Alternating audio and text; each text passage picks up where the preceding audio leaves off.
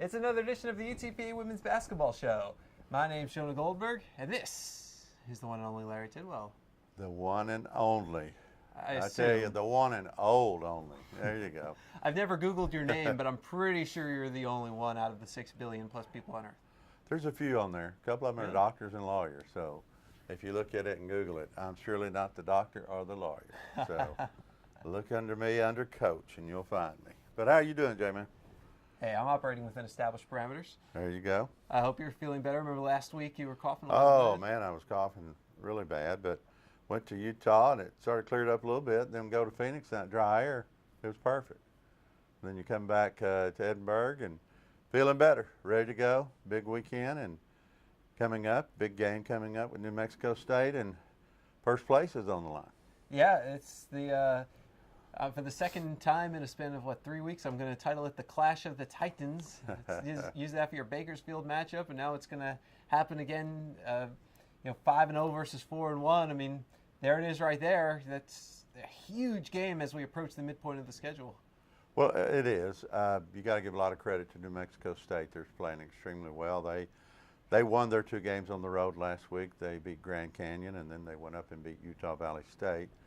We beat Utah Valley State, but didn't finish our job at Grand Canyon. And I've been in coaching about 39 years now, and one of the most disappointing losses that I've ever had, from the aspect of we didn't get the job done, but it meant so much to our program this week. I know we're still playing for first place, but it would have been nice to come home 5-0, and you got 2 teams 5-0, and you're working for first place, but just didn't happen, and we didn't play well, and I've got to do a better job coaching, and the players got to do a better job of playing.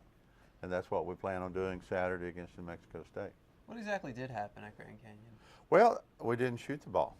I mean, for the game, you shoot the ball 28%, and then we got out-rebounded by a team that's about our size, and really, basically, we got outworked. And I'm sort of a cut-to-the-chase type guy, and they outworked us, and they outplayed us, and like I said, I got to do a better job of coaching, and our players got to do a better job of playing. And you have those games that occasionally crop up, but boy, you hate to see them crop up for when you're right in the middle of a championship chase for the WAC. We're still in it to the very end. I mean, we're going to play hard, but it was one of those where you just take a deep breath and you look at some positive things that came out of it, and you move forward. Oh, what positives came out of the game? Well, I had some people come off the bench and do some nice things. Stephanie Onyeje got a few minutes, and she did some really nice things. I keep getting good play. Shante Goff played pretty good offensively.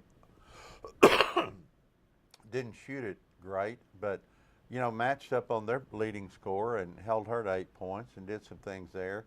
And then Brittany Bush played a good second half and did some really nice things second half. First half wasn't her half, and so I put her on the bench for a while, and she came back out, showed that she really wanted to play and did a good job. And I keep getting solid minutes from Hilder Carchin's daughter, and she did some really good things, really went and got some rebounds.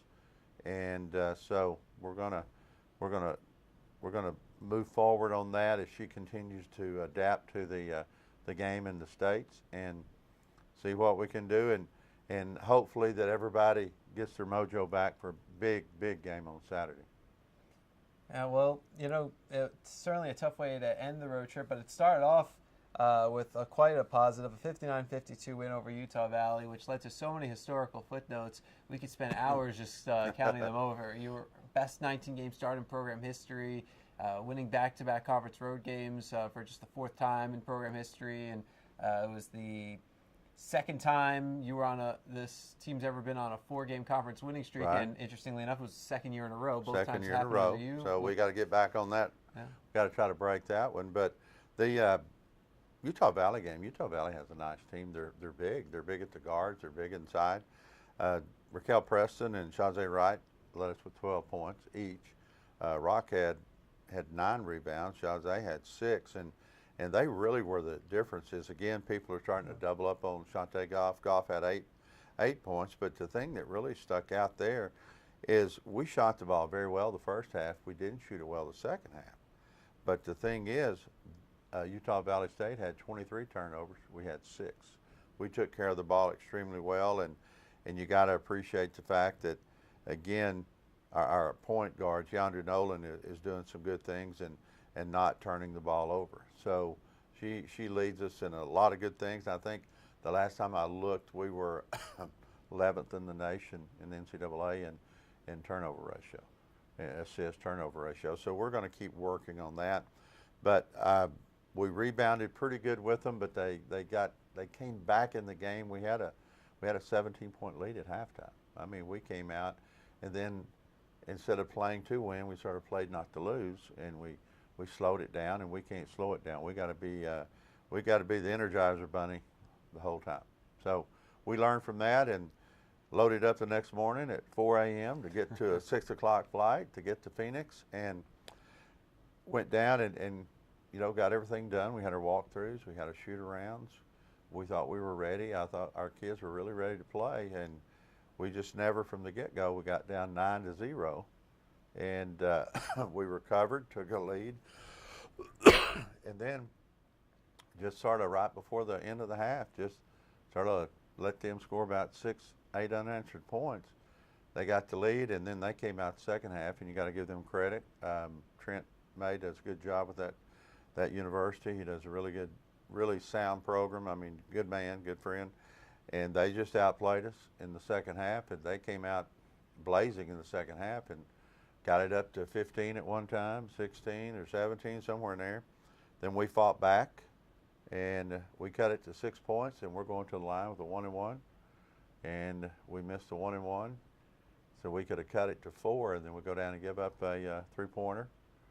We don't cover out like we're supposed to, so it was really, you go from being down 4 to being down 9. If you take care of business, you're down 4, but we didn't, so we ended up being down 9, and never did fully recover from there. Earlier you talked about turnovers.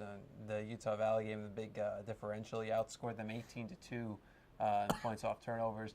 Entering Saturday's game, this was the last time I looked at the national stats, your team was 6th in the NCAA in turnover margin, which was something like plus 7.1 or something. Oh, good. Amazing good. Like that, which really speaks to how well your team's been able to take care of the basketball and forcing those turnovers. I mean, 18-2 in a 7-point game, that is more than your difference in the game. Yeah, and the thing about Utah Valley, too, I feel like I have the best bench in the conference. We outscored Utah Valley State 37-8 from the bench.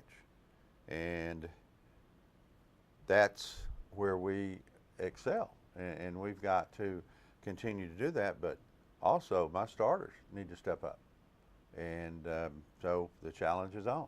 So there's a chance we could have some new faces in the lineup on Saturday. It depends on how practice goes, because I've got 9 or 10 kids that are pretty equally matched, and we'll see where we go with that.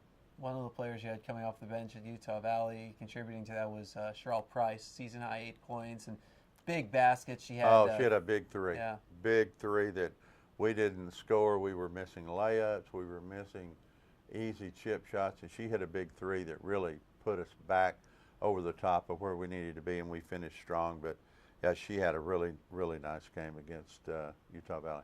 And she had that, and then she had either before or a little after. But I remember right down the stretch, every time Utah Valley started getting close, she pushed them back. So by the time they were able to get it within striking distance, there was less than a minute left, and they were basically she had also a 3-point play that was huge for us. Yep. And finished it off. Good assist from Shazay Wright, and those seniors, they really did a good job down the stretch for us as we closed out Utah Valley State. And again, as you get back to the Grand Canyon game, again, we forced 20 turnovers, but this time we had 16, which is very uncommon for us. But again, our bench outscores the Grand Canyon bench 26-9. And once again, you've got to credit our guys coming off there and doing a good job. And we've just got to get more stuff out of our initial starting 5 right now, and they got to come with their what I call their big girl pants on Saturday, because I'm going to tell you, New Mexico State can play. Yeah, what can you tell us about them? New Mexico State has they'll run a 4-out, 1-in They'll run a weave offense, but they can all shoot to three. They may shoot 33s against us. I think they did that last year. Yeah, and they did, and they'll penetrate, and they'll kick back and things along that line. And we just got to decide that we're going to man up and get after them and just see what we can do with them. What are you able to do, with just one game this week, just on Saturdays, no Thursday game? What if anything, have you done differently this week because of that? One, we didn't work out Monday. We rest. I mean, that's a brutal road trip that we just came back off of, and we worked on defense today on a lot of different things. And tomorrow we'll have our game plan put in. We'll have our scouting reports, which they were out today, and we're going to get ready. And we'll be. It's nice to have one game because you can get locked in on what you need to do, and it couldn't come at a better time when you're playing for the conference league. Well, the Broncs take on New Mexico State on Saturday at 2 p.m. at the UTPA Fieldhouse. Tickets and more information, UTPABronx.com. We certainly hope to see you all out here. If you're not in the vicinity and you still want to follow the game, hey, we've got you covered. We'll have the game on the WAC Digital Network, wacsports.com/watch. He's Larry Tidwell. He's the head coach of the UTPA women's basketball team. This is the J-Band. He's the media relations guru for UTPA Bronx women's basketball. And again, come out. If you can't come to the game, listen live on our website. But if you're listening to this or watching this and you can make it to the game, get out and support these young ladies. We're at 11-9. We're trying to have the first overall winning season in the history of the program. And we need your support. Big game coming up. We've got 6 home games left, and we play really good at home. Right now we're 8-1 at home. And so we're going to try to bring you our best shots to come out and support us, and go Bronx.